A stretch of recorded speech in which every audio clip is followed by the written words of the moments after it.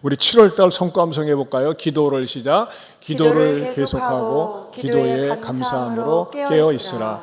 골로새서 4장 2절 말씀. 아멘.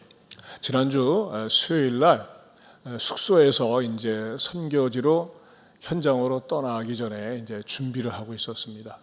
세면대에서 씻고 있었는데 아내가 갑자기 여보 이리 와, 빨리 와, 빨리 와. 왜? 구경거리 있어. 사람은 구경을 좋아하거든요. 특별히 무슨 구경이 재밌을까요? 남 싸우는 구경. 그 중에 딱 가서 봤는데요, 저쪽 도로 위에 한 남자가 우통을 벗고 한 남자는 차려입고 치고받고 싸우는 거예요.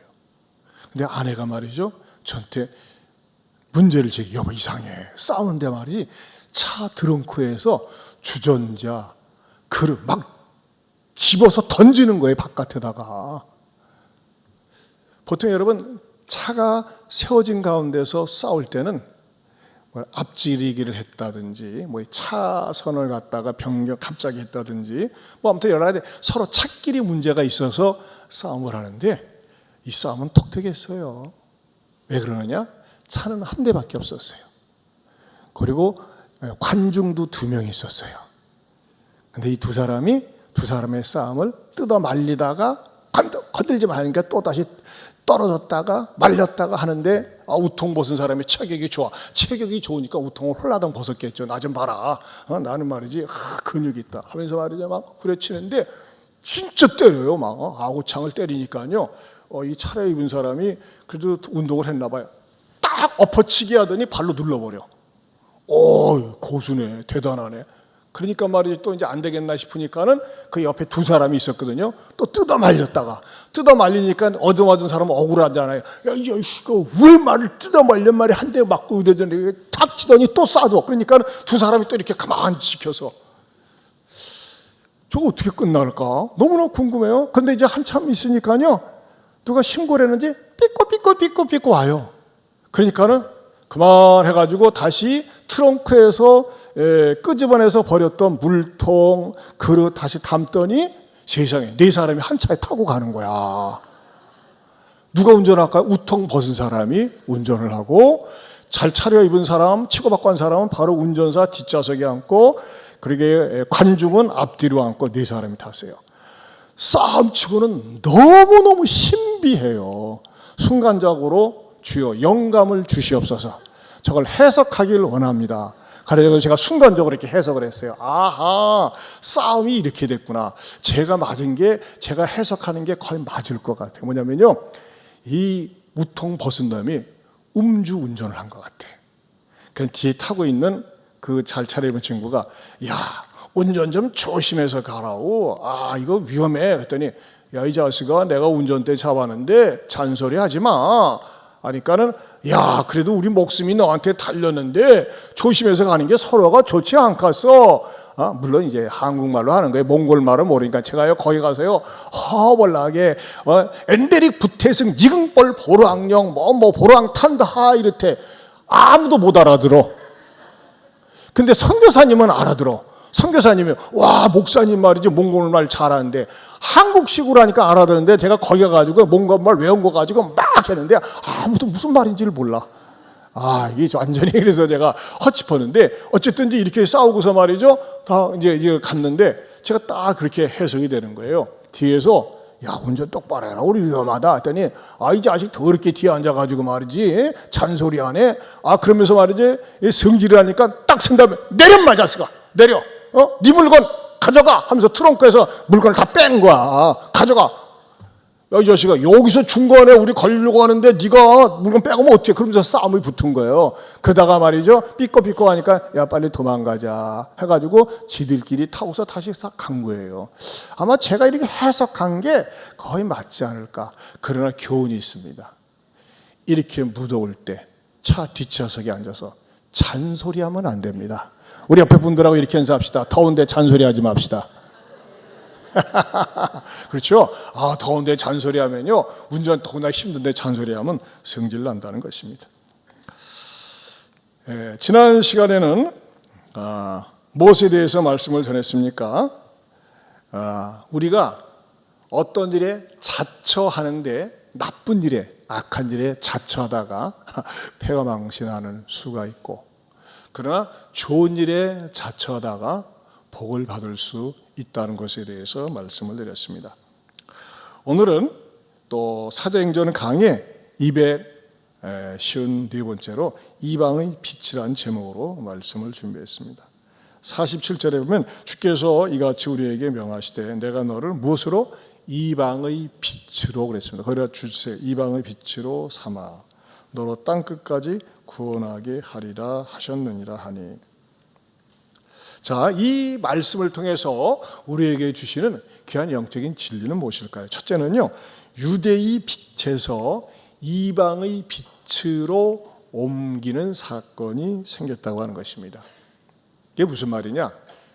원래 하나님은요, 이 세상을 구원하기 위해서 한꺼번에 동시다발로 여러 민족을 선택할 수는 없잖아요.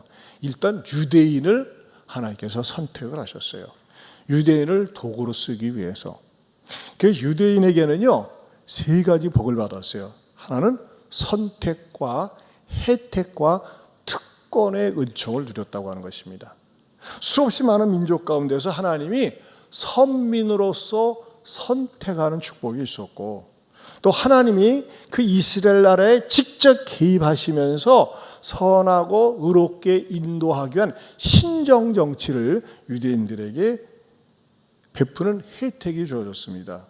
무엇보다도 그 유대인들은 제사장 나라로서의 특권이 그들에게 주어졌고, 무엇보다도 메시아가 자기 민족을 통해서 나올 수 있도록 하나님께서 그런 기회를 주셨습니다. 그럼에도 불구하고 유대인들은 3만이 가득 찼어요. 3만이 뭐냐? 그것은요, 오만, 거만, 교만이라는 거예요. 오만은 뭘까요? 오기가 차가지고 말이죠. 오기가 차가지고서 거들먹거리면서 사는 겁니다. 이런 걸 적으세요. 이런 거 그냥 참고로 하세요. 제가 여러분에게 그냥 이해하기 위해 그런 거니까. 그 다음에 하나님께 대하여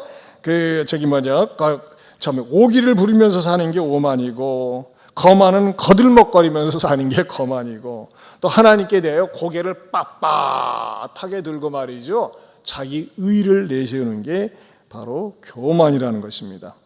그러면서 그런 마음을 가지고 있으니까 하나님께서 예수님을 통해서 주시기로 하는 영생을 거부하는데 자처했다고 하는 것입니다. 그러나 하나님은 그것으로 포기하시지 않고 유대인을 통해서 주시기로 했던 복음의 빛을 이방인에게로 향하게 한 것입니다.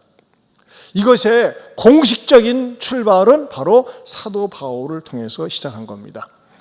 바울이 예수를 힘입어 제사함을 받고 예수님 때문에 의롭다 하심을 받는다는 진리를 유대인들에게 전했지만, 그들은 그런 교만과 오만과 거만한 마음을 가지고 거부를 했습니다. 유대인들은 자기네들의 전통과 율례와 법도 자기 의가 더 중요하다고 생각을 했습니다. 그렇기 때문에 바울이 전한 도가 무슨 도일까요? 십자가의 도입니다. 십자가의 도라는 게 뭡니까? 내 공로, 내 수단, 내 지식, 내 의를 가지고 구원을 받는 것이 아니라 오직 나를 위해서 내 죄 때문에 십자가에 죽으셨다고 하는 그 사실, 그 진실을 받아들일 때 그 사람에게 구원이 임한다고 하는 그런 진리인데, 그걸 사람들이 받아들이지 않았어요. 그것은요, 지금도 그런 사람들이 여전히 수없이 많이 현존하고 있습니다. 그래서 그 십자가의 도에 대한 사람들의 일반적인 그 관점은 뭐냐? 고린도전서 1장 18절에 이렇게 말씀하고 있습니다. 같이 보겠습니다.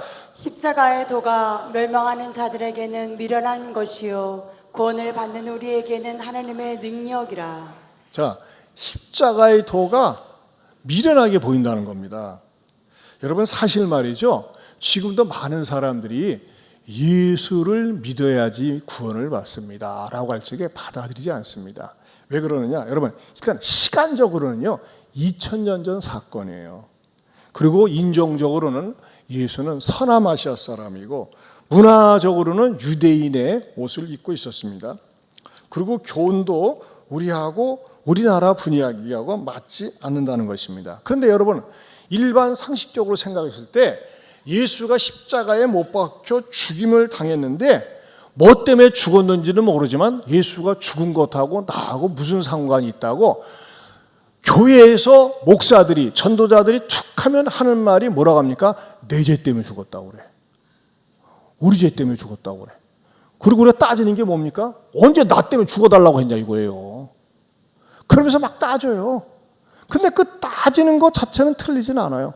그러나 영적으로 깨닫지 못해서 그렇다고 하는 것입니다. 너무 도무지 예수가 십자가에 죽은 사건이 현실성도 없고 또 시간적으로도 맞지 않는데 어떻게 그것을 믿으라고 나한테 강요하느냐, 믿으라고 가르치느냐고 하면서 그것을 계속 거절한다고 하는 것입니다. 이렇게 말한다면 설득이 돼요. 그래, 당신이 구원받기 위해서, 천국 가기 위해서 착한 일 많이 하세요. 좋은 일 많이 하세요. 그리고 말이죠, 도를 좀 닦으세요. 그리고 당신의 공로와 수단으로 천국 갈 수 있어요. 좀 노력을 하면 돼요. 열심히 하면 돼요. 이렇게 얘기하면 조금 와 닿겠는데 당신이 쌓은 선행, 공로, 노력, 지식, 돈, 그건 아무 의미가 없습니다. 그거는 하나님 앞에서 구원받는 도구가 되지 못하고 오직 예수님이 나의 죄를 위해서 십자가에 죽었다고 하는 사실을 받아들일 때에 그것이 구원이 된다는 것입니다 라고 이것을 받아들이는 것이, 아니 받아들이기까지 쉽지가 않다고 하는 것입니다. 이것은요, 지금도 많은 사람들이 그렇게 얘기를 합니다. 특별히 유대인들은 말이죠, 지난 시간에도 말씀드렸지만 뭐 배운 학문도 없지, 뭐죠, 사생아 같은데 하나님의 아들이지, 이런 얘기를 하면서 자기가 많은 사람을 위해서 대속제물로 왔다고 하니까 도무지 받아들여지지 않았다고 하는 것입니다. 그러나 여러분, 사람들이 받아들이지 않는다고 해서 하나님은 타협을 하지 않는다는 것입니다. 왜? 진리는 진리이기 때문에. 예수님만이 곧 길이요 진리요 생명이기 때문에 그렇습니다. 이것을 유대인들이 거부했을 때 하나님은 어떻게 합니까? 그 구원의 물꼬를 갖다가 다른 것으로 트셨는데 어떻게 트신 거죠? 이방인을 통해서 구원하기로 작정하신 겁니다. 그것은 무엇을 우리들에게 가르쳐 주느냐? 이방 선교의 정당성을 가르쳐 준다고 하는 것입니다. 너희들이 거부하니까, 너희들이 사양하니까는 이방인에게 복음이 아주 공정하게, 객관적으로, 당당하게 전할 수 있는 길을 마련해 놓았다고 하는 것입니다. 선민이었던 유대인들은요, 그들은 어떤 고정관념이 있었어요? 우리의 하나님, 창조주 하나님, 우리를 선택하신 하나님, 너무나 감사해요. 그런데 저 이방인들은 왜 만들어 놨을까? 그들이 뭐라고 하는지, 이방인들 원래요, 저와 여러분과 같은 동양 사람들은요, 지옥의 땔감으로 쓰기 위해서 만들었대요. 이 유대인들의 그런 잘못된 고정관념이 뭡니까? 고장난 관념이 고정관념이에요. 고장난 생각을 이들은 가지고 있었다고 하는 것입니다. 그러나 하나님은요, 그런 생각을 하나님 자신이 하지 않으셨어요. 하나님은 유대인들을 도구로 쓰셨을 뿐이지 하나님이 선택한 하나님의 백성은 온 천지 만물에 흩어져 있었다고 하는 것입니다. 그래서 그 백성들에게 복음을 전하기 위해서 어떻게 하나님께서 세우시느냐? 이사야 42장 5절에서 8절에 이렇게 말씀하고 있습니다. 같이 보겠습니다. 하늘을 창조하여 펴시고 땅과 그 소산을 내시며 땅의 백성에게 호흡을 주시며 땅에 행하는 자에게 영을 주시는 하나님 여호와께서 이같이 말씀하시되 나 여호와가 의로 너를 불렀은즉 내가 내 손을 잡아 너를 보호하며 너를 세워 백성의 언약과 이방의 빛이 되게 하리니 내가 눈먼 자들의 눈을 밝히며 갇힌 자들을 감옥에서 이끌어내며 흑암에 앉은 자를 감방에서 나오게 하리라. 나는 여호와이니 이는 내 이름이라. 나는 내 영광을 다른 자에게 내 찬송을 우상에게 주지 아니하리라. 만약에 우리가 믿는 하나님이 편협적인 하나님, 그야말로 편견을 가진 하나님이라면 이스라엘 민족만 구원하기 위해서 하나님이 정말 백방으로 수단과 방법을 가리지 않고 이스라엘 백성들에게만 집중했을 것입니다. 그러나 우리가 부르고 우리가 경배하는 그 하나님은 어느 한 민족, 한 나라의 하나님이 아니라 전 인류의 하나님임을 보여주고 계신다고 하는 것입니다. 그것은 구약성경, 구약시대 때부터 예언하고 가르쳐 주셨습니다. 그것을 어디에서 가르쳐 줍니까? 이사야 49장 6절에 반복해서 이렇게 가르쳐 줍니다. 49장 6절을 보겠습니다.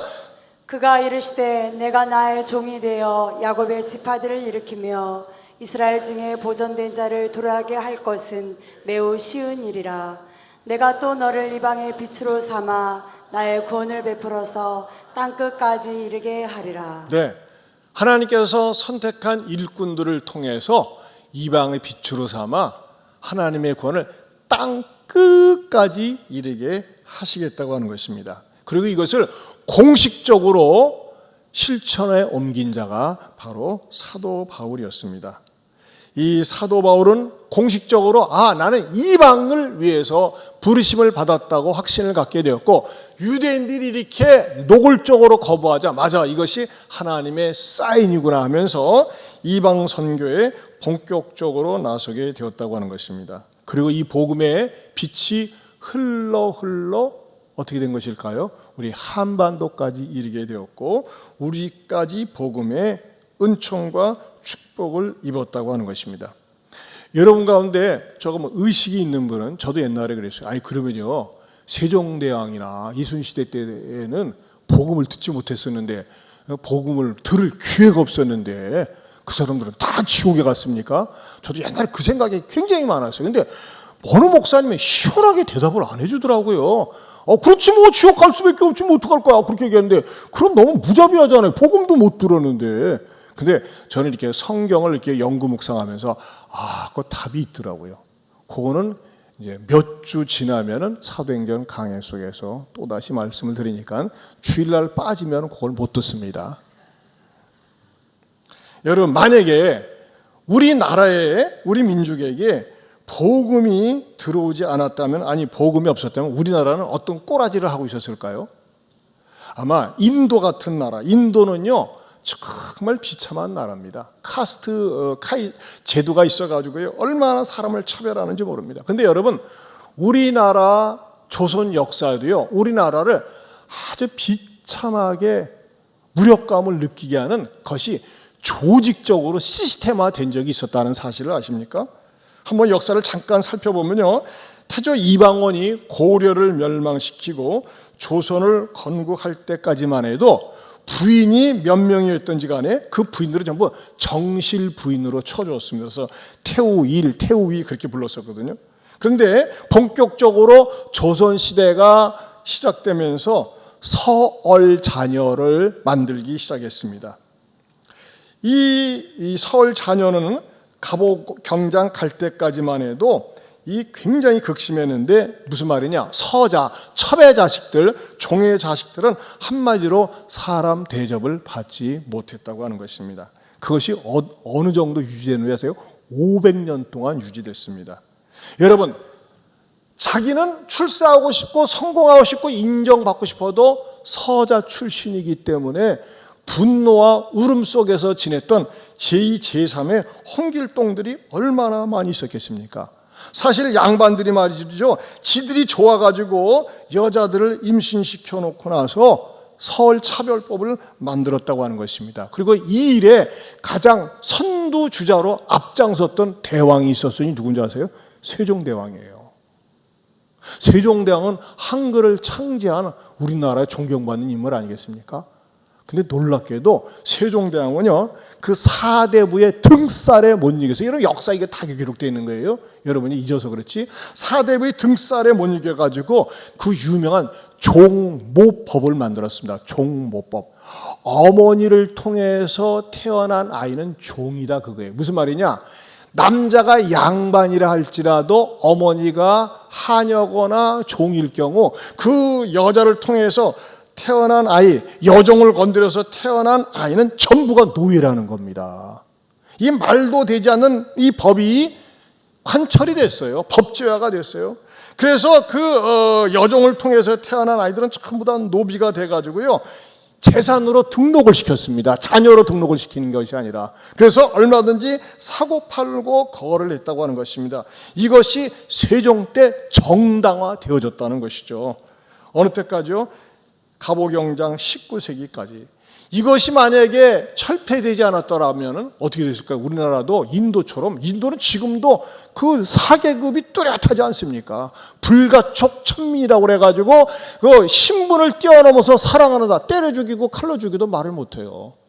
그런 제도가 우리나라에도 엄연히 있었다고 하는 것입니다. 여러분, 이 세종시대 때에 우리나라 노비가 인구의 몇 퍼센트인지 아십니까?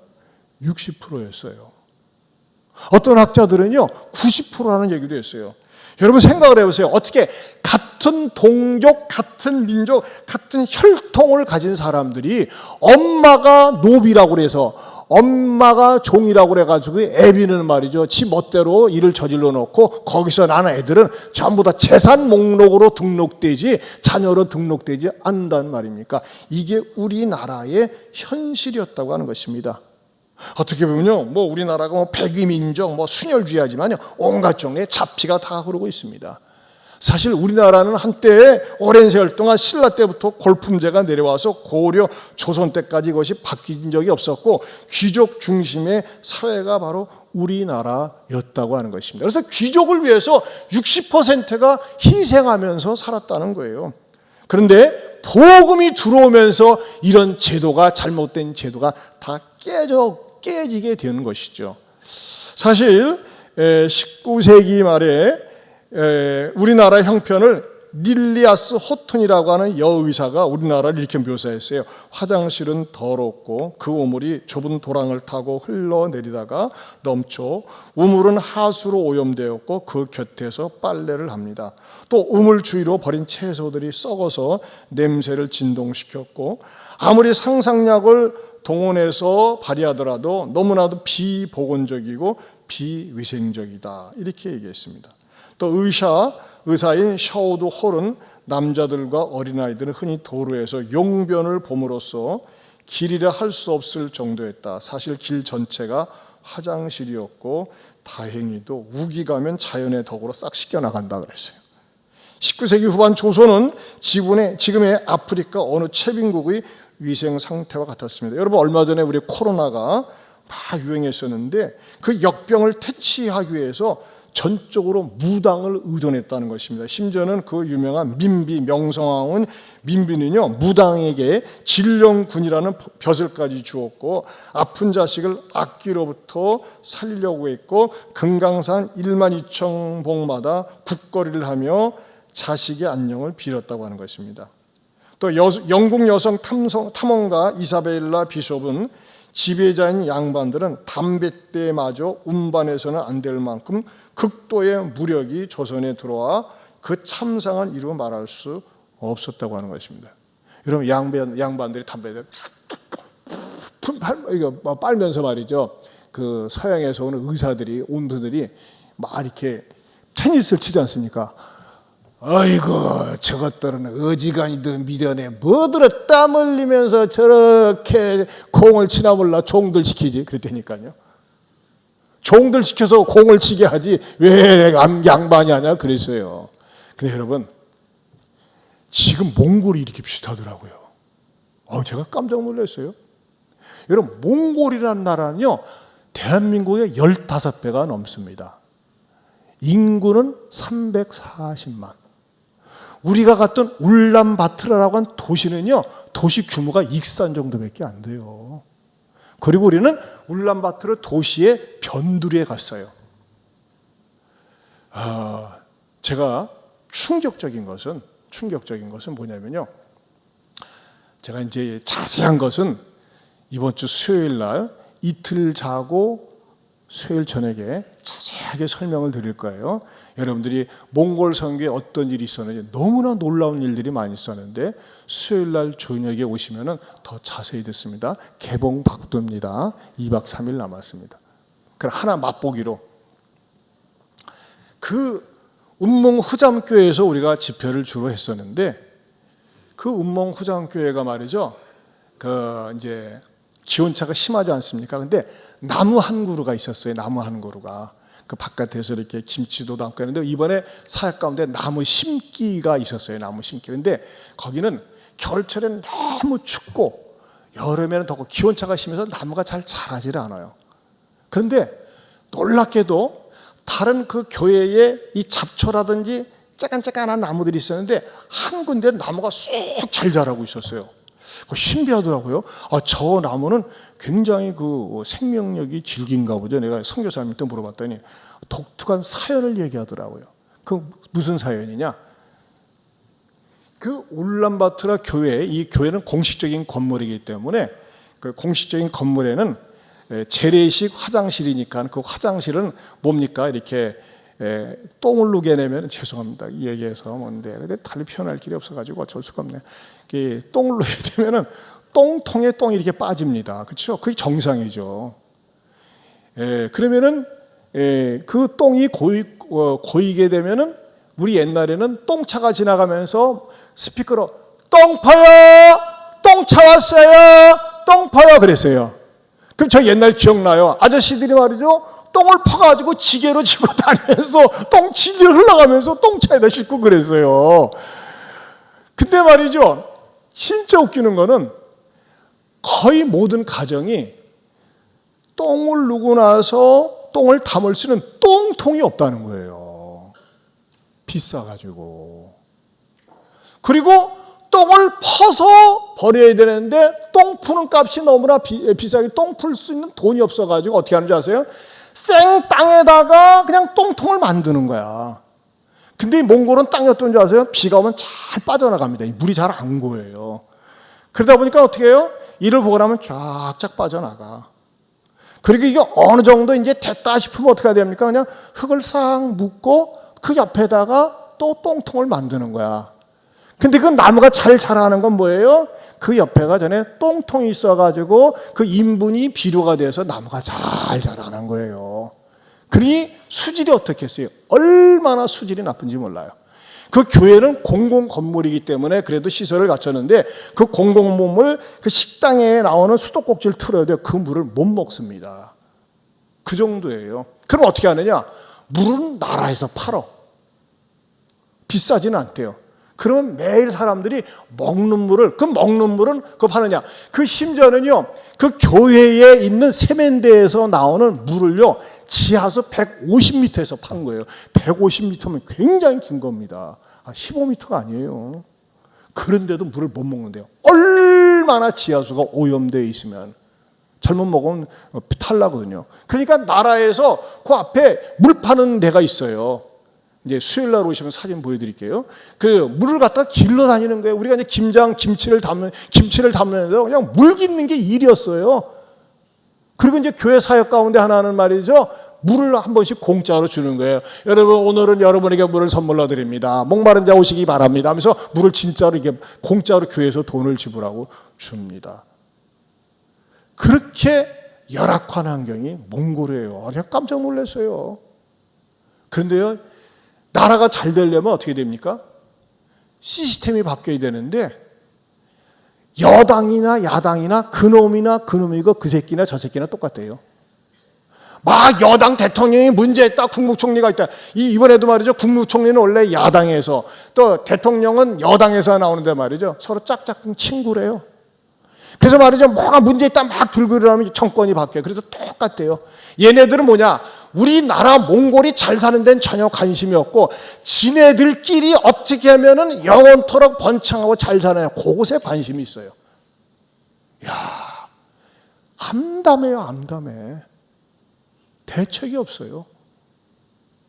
어떻게 하는 거밖에요?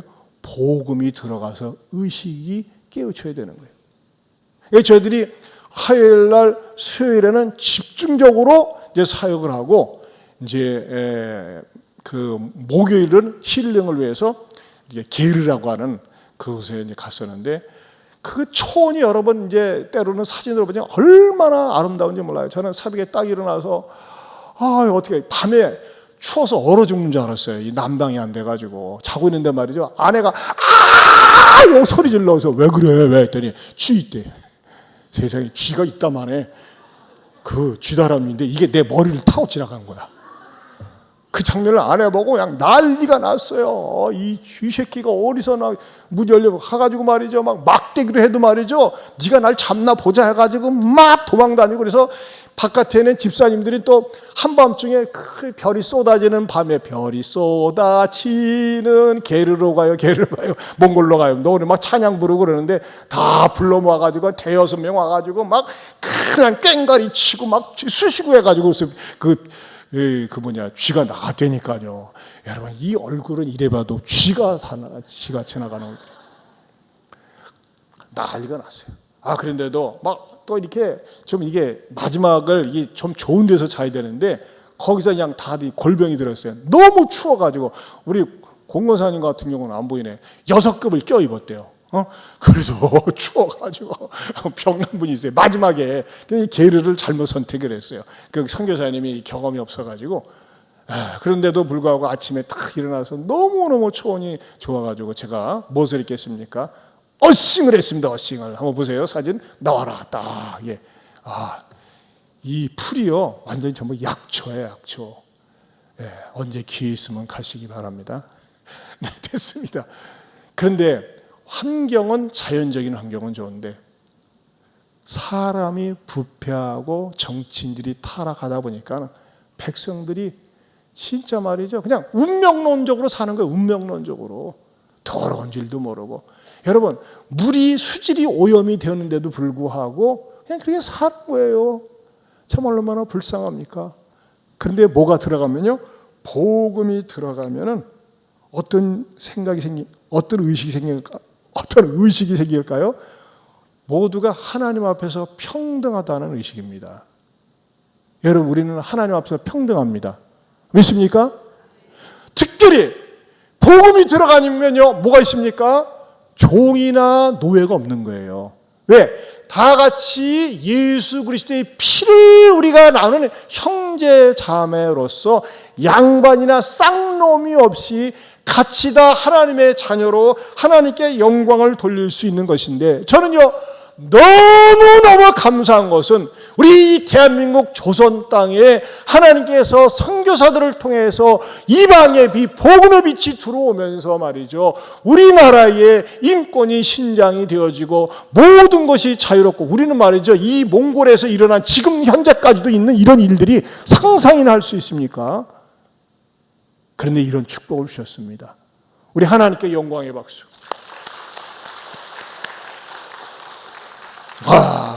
정말 복음의 영향력, 복음의 빛을 받으니까는 정치, 경제, 문화 모든 것이 달라지고 바뀌어지게 되었다고 하는 것입니다.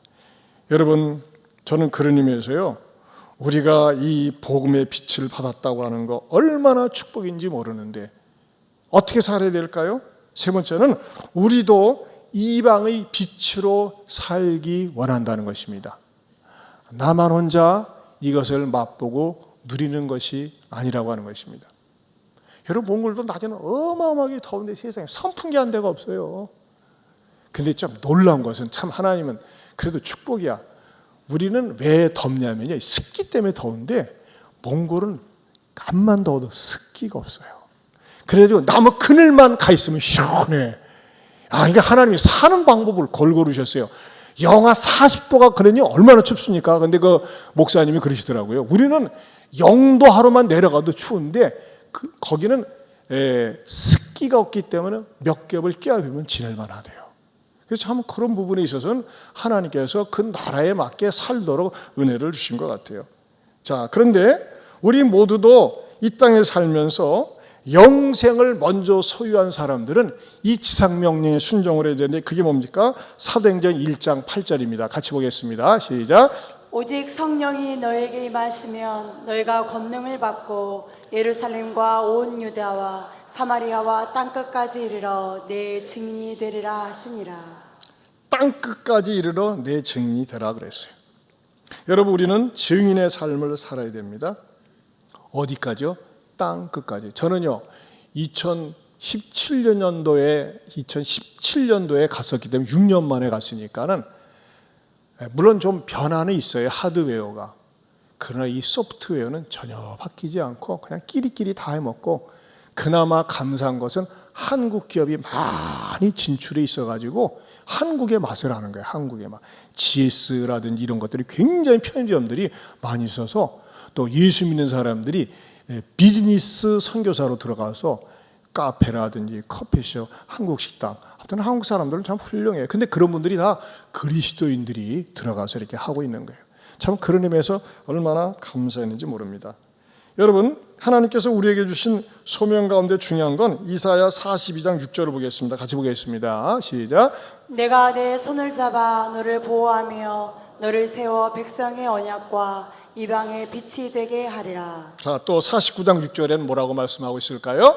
내가 또 너를 이방의 빛으로 삼아 나의 구원을 베풀어서 땅끝까지 이르게 하리라. 네, 여러분, 이방의 빛이 어디까지 가야 된다고요? 땅 끝까지 가야 된다는 것입니다. 여러분, 땅 끝 하면은 물론 우리가 복음이 없는 곳에 들어가는 곳 땅 끝입니다. 하지만 여러분, 그렇게만 생각한다면요 오해일 수도 있어요. 우리의 땅 끝은 어디가 될 수 있을까요? 우리의 삶의 현장이 바로 이방이 될 수 있는데, 이방은 어떤 곳일까요? 이방은요 바로 나의 삶의 터전과 완전히 다른 것이 이방이 될 수 있다는 것입니다. 내가 믿는 예수님을 믿지 않고 내 삶의 문화와 내 삶의 스타일과 전혀 다른 스타일로 사는 사람들, 그곳에 모이는 것이 이방 터가 되고 땅끝이 될 수 있다고 하는 것입니다.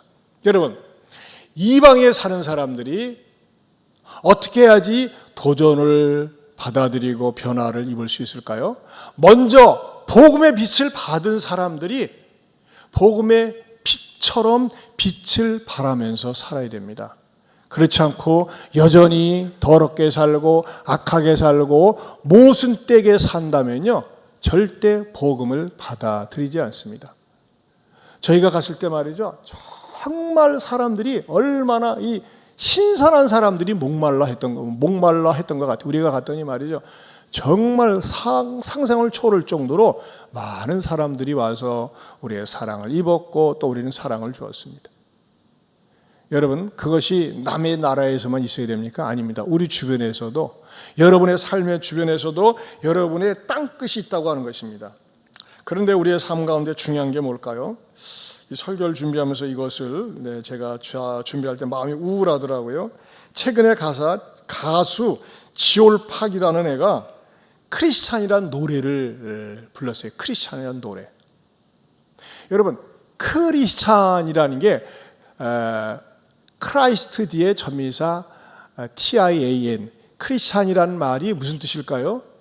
그리스도답다, 그리스도처럼 산다, 예수님처럼 산다라고는 별명이 이 사도행전 13장 초반부에 안디옥 교인들을 보고서 얻은 별명입니다. 닉네임입니다. 저 사람은 진짜 그리스도인 같아요. 사랑하며 살아요. 베풀며 살아요. 나누며 살아요. 깨끗하게 살아요. 신실하게 살아요. 이게 바로 그리스도인의 전형적인 모습입니다. 근데 이 지올팍이 부른 크리스찬 노래는 우리 그리스도인들이 일반적으로 생각하는 것과는 영판이하게 조롱하고 모욕적인 스타일로 노래 가사를 만들었습니다. 그 대표적인 그 내용 가운데 하나가 뭐냐면 I'm still FING 크리스찬입니다. 미국 애들이 제일 많이 욕하는 게 F로 시작하는 게 있어요. 무슨 말일까요? 나는 여전히 더러운 그리스도이냐, 음란한 그리스도이냐, 악한 그리스도이냐, 그런 뜻으로 번역이 될 수 있다는 겁니다. 그런데 의외로 많은 청소년들이, 많은 사람들이 이 노래를 즐겁게 부르는 거예요.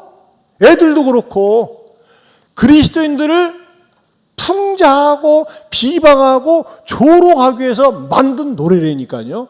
심지어는 이 지올팍이 지난 4월 MBC 예능 프로그램에서 놀면 뭐하니에 출연해가지고 개그맨 유재석과 함께 이 노래를 불렀다는 거예요. 그리고 인기가 있는 거예요. 그러면 너는 왜 이런 가사를 갖다가 작시했느냐 물어보니까요, 자기가 보는 그리스도인들은 허세 부리고 모순 떼고 위선 떼다는 거예요. 내일 교회 간다고 아니지만 밤새 음란한 행위를 서슴지 않고 거짓말하고 사기치고 못된 짓 하는 그런 이중적인 크리스찬의 모습을 보고 자기가 일부러 그 사람들을 빈정대고 조롱하기 위해서 이렇게 노래를 만들었다는 것입니다. 뭐 어떡하겠어요? 그러나 우리는 무엇을 해야 될까요? 교훈을 얻어야 된다는 거죠. 교회 다니면서도 여전히 싸납고 사기치고 남의 돈 떼먹고 더럽고 악한 짓을 하는데 전혀 양심의 가책도 없고 교회 올 때만 예배 드릴 때만 경건하게 보이고 집안에 가서는 직장에서는 못된 짓 나쁜 짓 하는 거, 이런 사람이 바로 지올팍이 보는 모순된 그리스도인의 모습이 아니겠습니까? 정직과는 거리가 멀고 성실과는 담을 쌓고 사는 사람들, 이것이 바로 모순된 그리스도인의 모습을 보고 지올팍이 세상에 그리스도인들도 작사 작곡하지 않은 이런 노래로 빈정대면서 퍼뜨리고 다닌다는 거예요. 우리는 이것을 비난하기 앞서서 무엇을 해야 됩니까? 교훈을 얻어야 된다는 것입니다. 그래서 저는 여러분 가운데서 이렇게 노래를 누가 작시했으면 좋겠어요.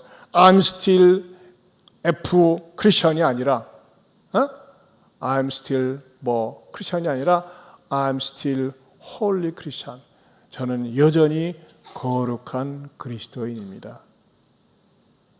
여러분, 그리스도인의 진정한 목적은 세상적인 성공이 아닙니다. 뭘까요? 성결입니다. 거룩함입니다.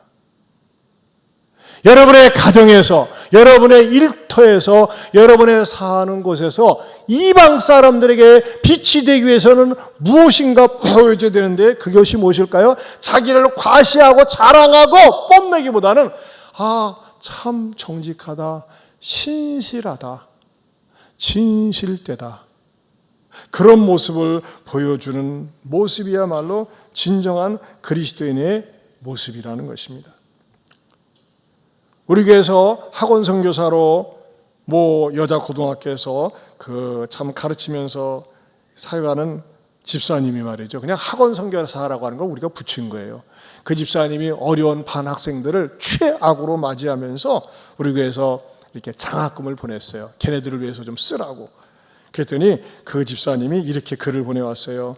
보내주신 후원금은 다양한 목적으로 사용되었습니다. 매 월말마다 주는 개근상, 정근상, 장학금과 여러 교과 선생님들께서 부여하시는 상점을 많이 모은 우수자 장학금과 고사 후 식사 섬김과 체육대회, 수학여행 등의 간식 구입과 니코틴 검출 키트 구입과 직업 카드나 세계 지도 및 우리나라 지도 퍼즐과 같은 학기말 수업 교재들 구입, 위기 가정 아이들의 격려 지원 등에 사용했습니다. 특별히 금연에 성공한 아이들에게 금연 장학금이 지급될 예정입니다. 그랬어요. 여자애들이. 세상에 최근에 흡연으로 말미암아 여름 방학 중 사회봉사 징계를 받았던 오공주파 보스 아이가 담배를 안 피운 지 일주일째 되었다 하고 다른 아이 하나 더 금연하고 있다가 지난번에는 구입해 놓은 그 니코틴 검출 키트로 검사를 해보니 정말 한 줄 음성이 나왔네요. 학생부 선생님들도 모두 놀라워하시고 무엇보다도 본인들이 너무 기뻐하더군요. 저도 너무 기뻐서 하러 상점을 10점이나 보내주고 외출도 허락해 주었고 종업식 날에는 금연 성공 장학금도 주었답니다. 나머지 두 아이 중 하나는 노력 중이고 또 아이 하나는 흡연하는 담배 개수를 줄였다고 하고 아직 한 아이는 알바 스트레스가 너무 많아 자신이 없다고 했다고 합니다. 그래도 보스 아이가 금연을 시작했으니 2학기 중에는 어느 정도 흡연 문제가 정리되지 않을까 생각합니다. 저희 반 오공주파의 흡연에 대해 하필은 오공주파인지 모르겠어요. 오씨가 들어가가지고 3명은 사회봉사 징계를 받았고 2명은 출석 정지 징계를 받은 상태인데 그 아이들을 제가 섬기고 있는 교회에서 후원하고 있는 시원육아원에 데리고 갈 예정입니다. 그랬어요. 우리 집사님이 맡았던 반 아이는요, 그러면은 지옥 현장이었어요. 지옥 현장. 근데 우리 집사님이 이게 여기가 땅 끝이구나. 여기에서 복음의 빛을 비춰야 되겠구나. 처음에는 반응도 보이지 않고 우리가 그때 말이죠, 정말 이성당에서 빵을 일부러 들고 사가지고 와가지고 참 나눠주고 그랬는데요, 단 한 놈도 한 여도 고맙다고 표정도 안 지었어요. 얼마나 강팍한지. 그래서 이런 애들이 순화가 되어져 가지고요, 마음의 문을 열고 그러고 있다는 거예요. 사실 교사들이 요즘 너무 힘들어요. 2주 전에도 말이죠, 젊은 여자 교사가 20대 교사가 서초동에서 교실에서 자살하지 않았습니까? 우리 집사님 제자도요, 초등학교 교사를 하다가 27살에 그냥 사표를 냈는데 그 후배 교사가 그러더래요. 27년 산 것이 마치 72년 산 것 같다고. 그 정도로 힘들었다는 거예요. 그런데도 불구하고 우리 집사님은 꾸준히 복음의 빛을 발하면서 이 아이들을 순화시키고 달래고 기다리면서 있어요. 얼마나 아름답고 자랑스러운지 모르겠어요. 사랑하는 성도 여러분, 우리 집사님은 극단적인 학급이라는 환경 속에서 부딪히면서 복음의 빛을 비추고 있습니다만 여러분은 어떻습니까? 왜 여러분의 환경이 어렵고 받아들여지지 않고 억세고 그런 것일까요? 그것이 바로 땅 끝이기 때문에 그렇습니다. 그것이 바로 이방 지역이기 때문에 그렇습니다. 이 폭염 경보가 계속 발효되는 이 상황 속에서 여러분 너무 잔소리하지 마시고, 또 여러분들이 차를 운전하고 가다가 누가 양보를 해주면요, 우리나라 사람 참 희한해요. 내가 양보를 해주면요, 이렇게 손이라도 흔들어 줘야 되는데 당연하듯이 그래요. 저는 안 그래요. 딸을 양보해주면 막 웃으면서, 얼마나 기분이 좋겠어요. 고맙다고 웃으면서. 여러분, 그러면서 말이죠, 이 폭염 속에서 내 표정 하나, 내 미소를 보면서 상대방에게 뭔가 생수가 같은 그런 마음, 눈빛을 보여주는 저와 여러분들이 될 수 있기를 축원합니다. 기도하겠습니다. 하나님 감사합니다. 어두운 세상에, 답답한 세상에 우리 모두가 이방의 빛을 비추는 빛의 일꾼들 되게 하여 주시옵소서. 예수님 이름으로 기도합니다. 아멘. 우리 한번 이 찬양 말이죠, 우리 호산나 찬양단 나와서 한번 같이 또 힘있게 부르고 마치겠습니다. 참 너무나 좋은 찬양이에요. 자, 나오세요. 우리 주역이 함께 계시네, 나 예배에 모든 마음 위로하시네, 상한 자 치유하시네. 여러분, 찬양을 힘있게 부르면요, 내 마음에 시원함을 얻고 치유함을 맛볼 수가 있습니다. 우리 한번 일어서셔가지고 말이죠. 근데 남는 거는 점심밖에 없으니까는 힘있게 찬양 부르고 점심 식사하시겠습니다. 지금 내려가면 밥 안 줍니다. 예배 맞춰야 줍니다.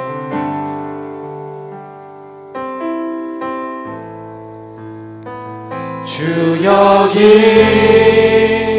함께 하시네, 나 예배,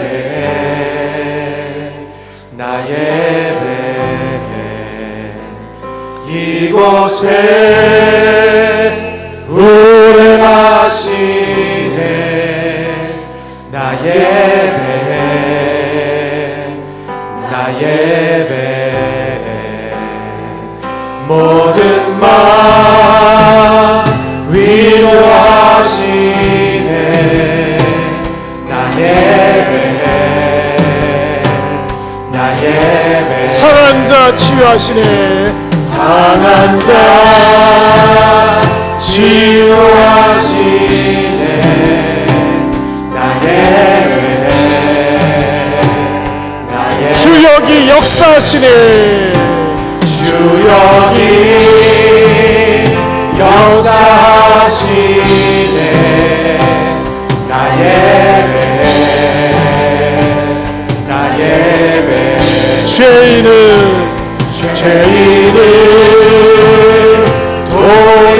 돌이키시네, 나 예배, 나 보게 하시네. 눈 먼저 보게 하시네. 나 예배해, 나 예배해. 교회에 새 힘 주시네. 나 예배해, 나 예배해. 그는 새 일을 만드시는 주, 긍기적을 행하시는 주, 그는 나의 하나님. 그는 약속을 이루시는 주, 어둠 속에 빛이 되시네. 그는 나의 하나님. 그는 세계를 만드시는 주, 긍기적을 행하시는 주, 그는 나의 하나님. 그는 약속을 이루시는 주, 어둠 속에 빛이 되시네. 그는 나의 하나님, 나의 하나님, 나의 하나님, 나의 하나님, 나의 하나님. 비록 내게 보이지 않아도, 비록 내게 느껴지지 않아도 하나님은 멈추시지 않네. 하나님은 새 일을 하시네. 비록 내게 보이지 않아도, 비록 내게 느껴지지 않아도 하나님은 멈추시지 않네. 하나님은 새 일을 비록 내게 보이지 않아도, 비록 내게 느껴지지 않아도 하나님은 멈추시지 않네. 하나님은 새 일을 하시네. 비록 내게 보이지 않아도, 비록 내게 느껴지지 않아도 하나님은 멈추시지 않네. 하나님은 새 일을 하시네. 세기를 만드시는 주, 공기속을 행하시는 주, 그는 나의 하나님. 그는 약속을 이루십니다. 그는 약속을 이루시는 주, 어둠 속에 빛이 되시네. 그는 나의 하나님. 그는 세기를 만드시는 주, 긍기적을 행하시는 주, 그는 나의 하나님. 그는 약속을 이루시는 주, 어둠 속에 빛이 되시네. 그는 나의 하나님, 나의 하나님, 나의 하나님, 나의 하나님, 나의 하나님, 나의 하나님, 나의 하나님, 나의 하나님, 나의 하나님. 사랑하는 성도 여러분, 우리 하나님 느껴지지 않습니다. 보이지 않습니다. 그러나 분명한 거 하나는 지금도 멈추지 않으세요. 여러분 가운데 마음에 어둠이 있습니까? 주여 내게 성령의 빛을 비춰 주시옵소서. 우리 가정에 빛을 비춰 주시옵소서. 아멘. 내가 빛이 되게 하여 주옵소서. 아멘. 여러분 자신을 위해서, 여러분의 가정을 위해서, 일터를 위해서, 어둠에 있는 분들을 위해서 우리 주여 한번 크게 부르고 통성으로 기도합니다. 주여!